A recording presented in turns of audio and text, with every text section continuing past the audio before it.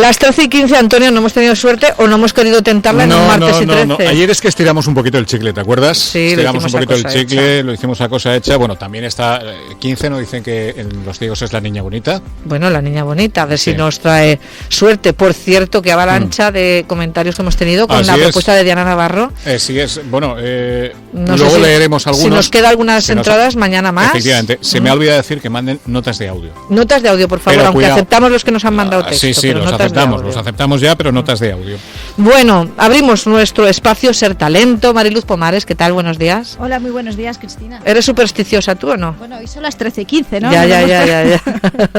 Y martes y 13 no era cuestión de tentar tanto a la suerte. Sí, eso sí. Bueno, estuvimos hablando hace un par de semanas de el síndrome del trabajador quemado y, bueno, pues la semana pasada hablamos de conciliación y ahora, hoy, abordamos estrategias para afrontar el burnout y, en este caso, el arte de saber delegar con eficacia. Pero mejor casi vamos al inicio, ¿no? Vamos a repasar qué era el síndrome de burnout.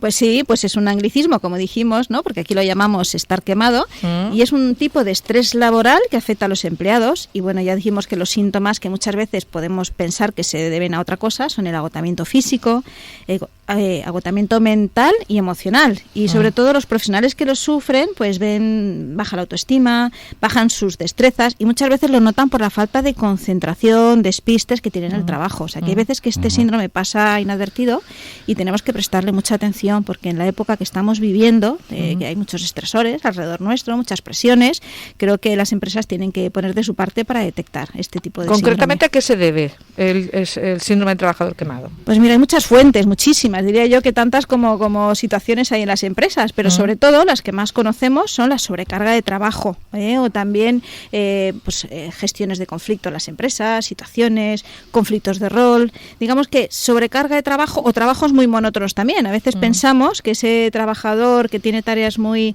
sencillas y son un poco gratificantes y hay muchos métodos en las empresas para poder rotar a los trabajadores y que no haya monotonía. Luego también la estrella es la falta de desconexión digital. Always on. Eso es, hay mucha falta de desconexión y estamos viviéndolo. Y luego también pues hay las tareas, los pendientes, se nos acumula el trabajo, los pendientes que esos generan montones de papeles, si pensáramos en antiguamente como era, que ahora es todo digital, pero bueno, esos montones de papeles que nunca bajan. Eso, y muchas veces que creo que somos muy exigentes, nos ponemos una lista de tareas, ¿no? Las famosas listas, nos organizamos el trabajo, pero a veces es inviable y nos vamos el fin de semana pensando todo lo que nos hemos dejado por hacer, y eso es tremendo porque no nos desconectamos, tenemos ese estrés mantenido y luego llegamos el lunes un poquito cansados, agotados, ¿no? Y bueno, el estrés en sí no es malo, o sea, es una forma que tiene el mecanismo, ¿no? El cuerpo humano tiene ese mecanismo para, digamos, poner todos los recursos a trabajar. Pero si esto es mantenido en el tiempo, se cronifica y luego es cuando tenemos este tipo de sintomatología. Vale, entonces, entonces ¿qué hacemos? A ver, ¿cómo nos organizamos? ¿Qué estrategias nos invitas tú a conocer para que podamos superarlo? Pues mira, las clásicas es pues aprender a organizarnos las tareas, ¿no? Tener un volumen de trabajo adecuado a nuestra jornada, aprender a establecer prioridades, luego sobre todo aprender a regular mucho las emociones, porque quieras que no, todos vivimos tensiones y hay veces que se generan climas en las empresas muy tensionables y hay veces que la gente más empática pues recibe más esas emociones negativas, se sobrecarga más, y luego aprender a decir no. ¿Cuántos trabajadores nos ocurre, ¿no? Que cuando nos solicitan cosas que no dependen de nosotros o por hacer ese favor a los compañeros, pero ya nos trastoca todo el orden del día, y luego pues aprender a decir que no también, y sobre todo pues ser realista. Pero bueno, hoy hemos venido a hablar de aprender a delegar, porque no es fácil para ninguno de nosotros, ¿no? El delegar, hay quien dice, pues lo hago yo y acabo antes, ¿no? Que tener que hablar con los demás, ¿verdad? Bueno, eso en casa siempre se ha dicho y ya sabemos que la estrategia, se decía, por ejemplo, que los hombres se escaqueaban mucho con aquello de no sé y decidimos adoptar la postura de enseñarles, ¿no? Claro, pues sería eso aplicable en la oficina claro, también. Es que yo creo que el arte de delegar tenemos que aprender todos porque es bastante difícil, no es nada fácil, porque va a depender tanto del equipo que tenemos, si es un equipo más preparado, más formado, es un equipo más junior, es un equipo que está más profesionalizado, y hay veces que no sirve la misma regla para todos. ¿Y cuál es el proceso para delegar bien estas funciones, para saber hacerlo? Pues yo creo que principalmente el tener unos objetivos claros y saber trasladar a tu equipo los objetivos muy claros, qué tarea hay que hacer, qué objetivo se pide, con qué herramientas, y luego hay que asegurarnos que con nuestra explicación la persona que colabora con nosotros tiene muy claro dónde empieza, dónde acaba el proceso y sobre todo los objetivos comunes, ¿no? Que ambos entendamos qué tengo que hacer, pero cuál es mi alcance, hasta dónde tengo que llegar, o hasta dónde me vas a delegar, o cuál es mi responsabilidad. Yo creo que hay mucha ansiedad en esto, porque hay veces que las cosas se dan por hecho, o las cosas quedan implícitas, no se explican bien, y luego hablas con los trabajadores, hablas con el, digamos, con el responsable, y hablas con el colaborador, y hay veces que no tienen la misma información, con lo cual yo creo que dedicar tiempo a definir esos objetivos muy claros, delimitar dónde empieza, dónde acaba la tarea, yo creo que es fundamental. Uh-huh. Y bueno, todo esto también es responsabilidad tanto del empleado como del líder, ¿no? De la empresa. Así es. Es algo compartido. Yo creo que sí, es muy compartido.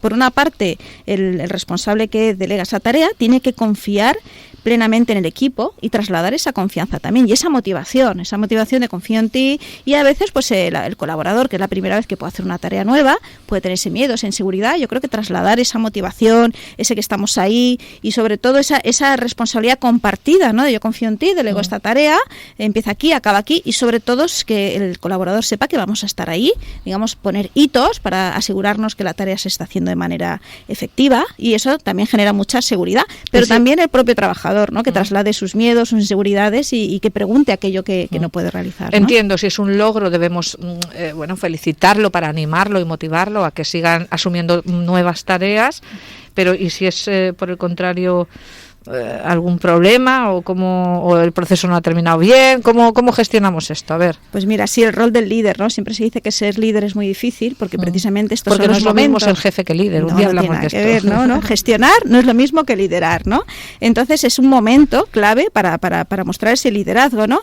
Un profesional que delega la total responsabilidad y luego pide consecuencias, digamos que no está liderando efectivamente, puesto que si nosotros, como mandos intermedios, como responsables de delegar la tarea, podemos no haber explicado bien la tarea, podemos no haber delegado a la persona adecuada o no haber dado suficientes herramientas para poder, con lo cual yo creo que jamás podemos culpabilizar por completo a los compañeros. Yo creo que hemos sido partícipes al delegar y probablemente tengamos parte de culpa si no ha sido desempeñado correctamente, ¿no? Nos tenemos que plantear dónde hemos fallado y qué podemos hacer para ayudar a este colaborador a que llegue a éxito, ¿no?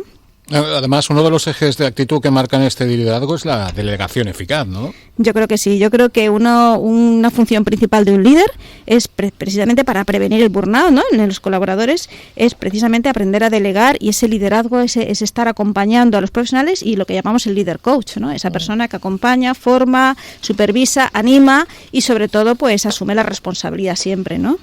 Resúmeme un poquito, venga, para cerrar los pasos que tendríamos que seguir para delegar de forma eficaz y evitar el síndrome del trabajador quemado. Que estamos hablando que esa situación se puede producir en grandes empresas, en pequeñas empresas, en medianas empresas, en un pequeño negocio familiar incluso. O sea, hay muchas situaciones. Esto nos puede servir a todos. Sí, sobre todo y más ahora en los momentos en que todo va muy deprisa, todo es rápido, estamos todos conectados. Yo creo que empezar por identificar qué tareas podemos delegar y acomodar mucho esas tareas a las personas y a su motivación, ¿no?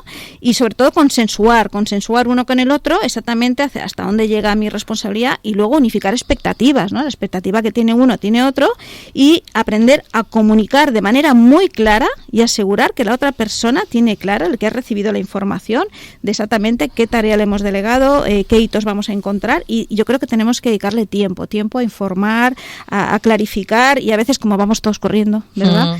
Damos por hecho que el colaborador ha entendido la situación, hay información que no hemos dado, y hay veces pues que hay estas situaciones de conflicto por falta de comunicación, ¿no? Y bueno, tenemos que marcar hitos, calendarizar, ¿no? Y asegurarnos que se va no esperar al final, ¿no? Decir, bueno, esto se ha hecho bien. Hacer un acompañamiento, ¿no? Yo creo que siempre. Un líder siempre tiene que acompañar a su equipo, estar ahí para cuando lo necesiten, ¿no? Y luego, sobre todo, intercambiar impresiones. Yo creo que la comunicación es vital, ¿no? Y hay veces que damos por hecho cosas o cada uno tiene su día a día, uno puede estar más susceptible a entender una cosa bien, ¿no? Yo creo que dedicarnos tiempo a comunicarnos, y yo creo que es fundamental. Y luego, sobre todo, una parte es revisar que se están consiguiendo los objetivos, supervisarlos y no olvidemos siempre formar a nuestros colaboradores y dar ese know-how. Si nosotros somos responsables de un área es porque tenemos más información, más preparación y debemos siempre acompañar, formando, liderando, acompañando y siempre pues dando ese tiempo para poder formar al equipo que está a nuestro cargo. Yo creo que es fundamental, ¿no? En un principio nos podría ocupar más tiempo, pero luego al final pues nos hará más fácil pues el día a día, esa delegación eficaz, nos quitará parte de esa presión del síndrome del trabajador quemado. O sea que al final el estar pues durante un tiempo realizando esta tarea, que podemos decir, bueno, pues al final me ha dado más trabajo, al final soluciona problemas. Y yo creo que hay otro problema, que muchas veces las organizaciones no tienen previsto que los mandos intermedios, los responsables, tienen que tener tiempo disponible para formar, para delegar, para informar, precisamente, y si tienes, por ejemplo, 6 colaboradores a tu cargo, tienes que tener tiempo suficiente, y a veces nuestras descripciones del puesto de trabajo son tan exigentes que luego ¿de dónde sacamos ese tiempo para liderar equipos, para gestionar, para supervisar? Nos falta tiempo para todo. Y luego con toda la situación que estamos viviendo del COVID, todo esto está siempre acrecentado, ¿no? Yo creo que sí, estamos viviendo una época de mucha tensión, donde todo es para ayer, donde hay muchas novedades, nuevas formas de liderar en remoto, que nos pone a prueba, porque nos hemos acostumbrado al Si no tienes los trabajadores delante, claro. ¿Cómo organizas? Claro, hay mucha incertidumbre, la comunicación no es la misma, tenemos que acostumbrarnos también a teletrabajo, que no todo el mundo está disponible a las mismas horas. Yo creo que tenemos que aprender estas nuevas formas de liderar en remoto que dificultan la parte de delegar con eficacia. Fíjate, cuando escuchamos esta sección que hacemos con Mariluz, pues todos intentamos traérnoslo a nuestro trabajo para ver si estamos así, si no, si podemos utilizarlo, pero me está viniendo a la cabeza el sector sanitario y el sector educativo, cada uno por diferentes motivos. El sector sanitario por lo que están viviendo desde hace un año. Ahora, por ejemplo, estamos aquí en la situación bastante mejor, pero todos en previsión porque por fuera está la cuarta ola. ¿Qué va a pasar? ¿Qué no va a pasar? ¿Me puedo pedir el día libre? ¿No puedo? Y ese estrés. Y en educación lo comentaron mucho los docentes a principio de curso, con la implantación de medidas, los protocolos, las entradas y salidas, y también estuvieron comentando mucho que tenían esa sensación y esa presión, ¿eh? Y esa ansiedad, ¿no? Esa incertidumbre y ese cómo delegamos ahora, quién lleva qué. Este cambio de procesos y protocolos nos ha llevado todos a situaciones límite en algunos casos, que nos pone a prueba, y yo creo que es vital la autorregulación emocional. Yo estoy hablando de delegar, pero yo creo que hay muchas competencias que hoy por hoy los personas... El descansar, el desconectar, para compensar toda esa situación y tantas cosas. Tenemos que tenerlo presente, Cristina, porque es un reto. La situación que estamos viendo ahora, y sobre todo a los profesionales, nos está poniendo a prueba a muchos, y tenemos que ahora mismo pues poner todas estas prácticas, todo lo que podamos, todo, y más. Manos a la obra y confiar. Y sobre todo apoyo unos otros, compañerismo, y como siempre, ¿no? Cuidar la salud. Y la clave de todo siempre está el diálogo, ¿verdad? Totalmente. El poder hablar con sinceridad, con tranquilidad y con confianza 100%. Y plantear todos los problemas. Bueno, como siempre, ayudándonos, Mariluz Pomares. Muchísimas gracias. Si quieren leer Antonio, algo más Cristina, sobre todo esto, en la página web de Mariluz Pomares, en marialuzpomares.com, hay información sobre el síndrome del trabajador quemado, pero también sobre muchas otras situaciones que nos puede ayudar. Muchísimas gracias.